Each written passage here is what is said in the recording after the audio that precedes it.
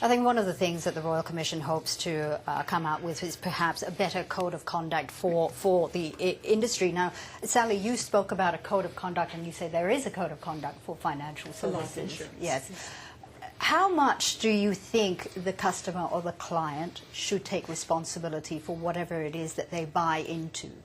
It's a really good question, actually, because I think we do have to, maintain that balance between caveat emptor, let the buyer beware, and in fact the necessary regulations and laws that should be around financial services. Financial services is an enormous part of our life. It's the biggest industry in Australia.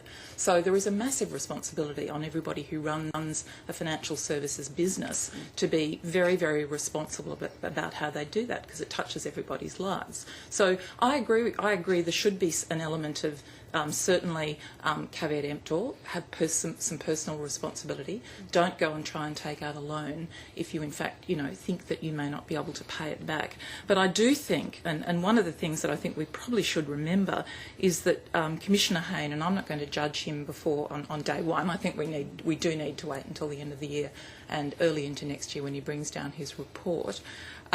He did say that Australia has one of the strongest and most stable superannuation and financial services industries in the world, and he also said that Australia's banking system is systemically strong and internationally recognised with the best prudential regulations and oversight. And he started out by saying that, and I think that's good for people to remember.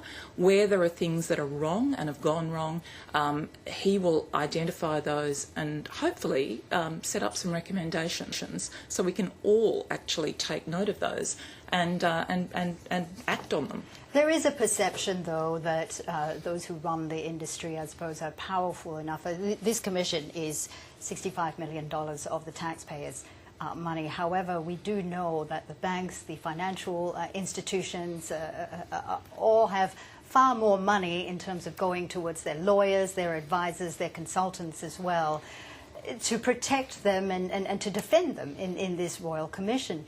Do you honestly think that there will be any changes that will come out of this commission?